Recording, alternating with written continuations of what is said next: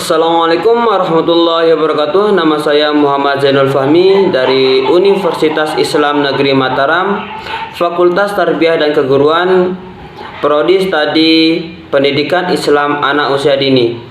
Tujuan dari pembuatan video ini adalah untuk menyelesaikan tugas ujian akhir semester dari mata kuliah Perencanaan Pembelajaran Anak Usia Dini, yang dimana kita dikasih soal dan kita harus menjawabnya.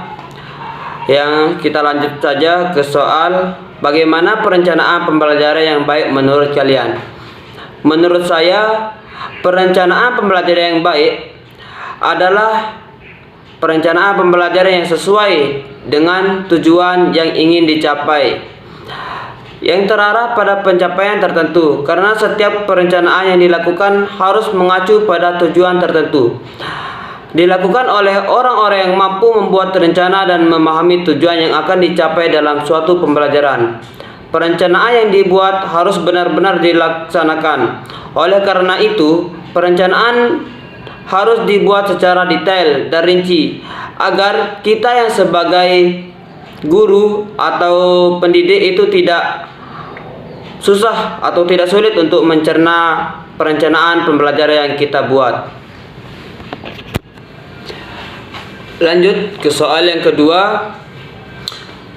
Langkah-langkah yang harus dilaksanakan dalam perencanaan pembelajaran pendidikan anak usia dini. Nah, perencanaan pembelajaran yang harus kita lakukan adalah yang pertama, merumuskan tujuan khusus, yang dimana kita sebagai pendidik atau pengelola harus membuat seperti materi dan lain-lain.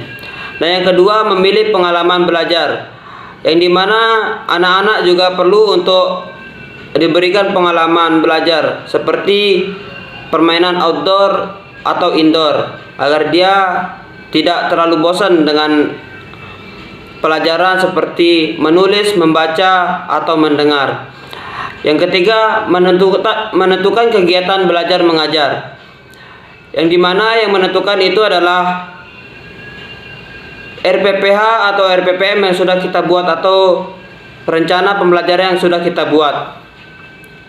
Dan yang keempat, menentukan orang yang terlibat dalam proses pembelajaran. Nah, di sana itu sudah pasti yang terlibat adalah guru. Dan yang kelima adalah memilih bahan dan alat. Kita sebagai guru itu harus pintar-pintar dalam memilih bahan dan alat. Karena apa?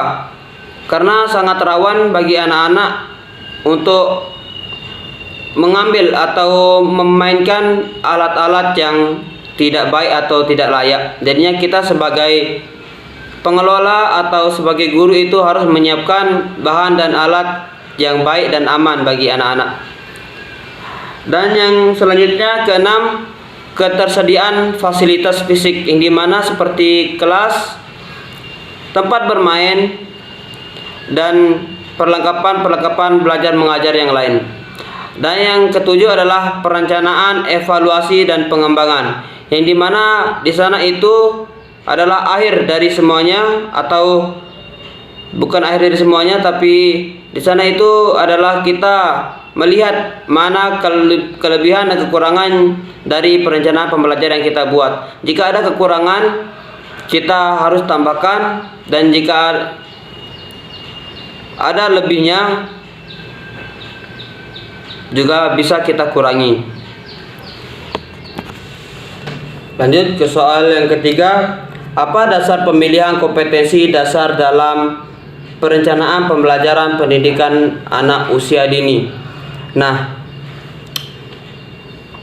dasar pemilihan kompetensi dasar harus mengacu pada kompetensi dasar yang memuat sikap pengetahuan dan keterampilan untuk mewujudkan ketercapaian standar tingkat pencapaian perkembangan anak, yang mencangkup nilai agama, moral, motorik, bahasa, sosial, emosional, dan seni.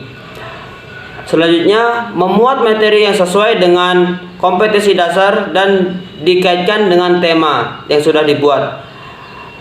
Selanjutnya, memilih kegiatan selaras dengan muatan atau materi pembelajaran. Selanjutnya, mengembangkan kegiatan main yang berpusat pada anak. Selanjutnya, menggunakan pembelajaran tematik dan mengembangkan cara berpikir saintifik kepada anak. Dan yang terakhir, berbasis budaya lokal dan memanfaatkan lingkungan alam sekitar sebagai media bermain bagi anak. Mungkin hanya itu yang dapat saya sampaikan, kurang lebihnya mohon maaf. Assalamualaikum warahmatullahi wabarakatuh.